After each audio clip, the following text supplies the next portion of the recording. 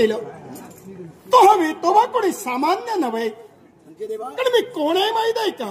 कोण आहे? मी एक रुद्र होय, मी एक शिवगण होय. कारण ज्यावेळी मरुद गणाचा राजा म्हणून देवलोकी ज्यावेळी मी राहत होतो त्यावेळी माझ्या मनात अहंकार निर्माण झाला आणि माझ्यात अहंकार झालाय शिव शंकरानं जाणीलं हे दैवी तत्व आहे.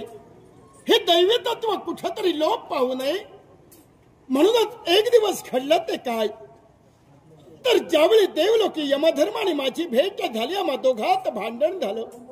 घनघोर संयुद्ध चालू असताना देव शिवशंकर प्रगट झाले आणि प्रगट होऊन आम्हा दोघावर ते प्रसन्न झाले आणि प्रसन्न होऊन यमधर्मानं यमदंड दिला आणि मला उत्तराधिकारी केलं. आणि उत्तराधिकारी केल्यामुळं या वेतोबाचं मुख हे नेहमी उत्तर दिशेला आहे आणि माझी पाडी दक्षिणेला आहे. आणि म्हणूनच या भूतलावर एक उत्तराधिकारी म्हणून या भक्ताच्या रक्षणार्थ मी आलोय. एवढंच काय तर या भक्ताच्या रक्षणासाठी येत असताना, भक्तांचं रक्षण करत असताना माझ्या हाती ही काठी आहे. देवा तू कोण आहेस हे भक्ताला पटवून दिलंस, पण देवा जर का निरीक्षण केलं तर देवाच्या हाती हा दंडुका आहे. हा भला मोठा दंडुकाच्या हाती का? हा सामान्य नव्हे, याला कारण आहे. माझ्या हाती असणारा हा दंडुका म्हणजे हा काशीदंड आहे.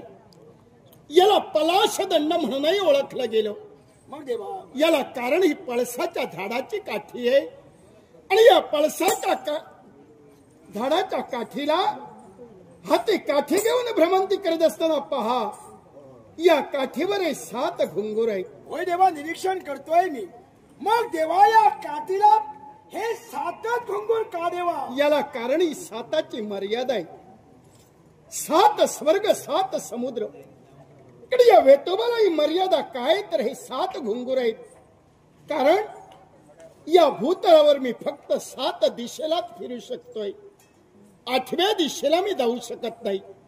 आणि त्या 8वी दिशा कोणती? कोणती देवा? दक्षिण दिशा. म्हणून या भूतलावर या वेतोबाचं मंदिर उभारलं. या मंदिरात माझं वास्तव्य कसं असेल तर माझी पाठ ही दक्षिणेला, कारण त्या दिशेला मी जाऊ शकत नाही. म्हणूनच माझं मुखकमल आहे उत्तर दिशेला आहे. देवा तुझ्या ती काठी का?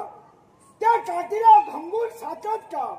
हे देवा मला कळलं, पण देवा आश्चर्य वाटतंय रे. कोणत्या गोष्टीचं? देवा तुझ्या खांदी मला घोंगडी दिसते. मग देवा या घोंगडीचं महत्व काय आणि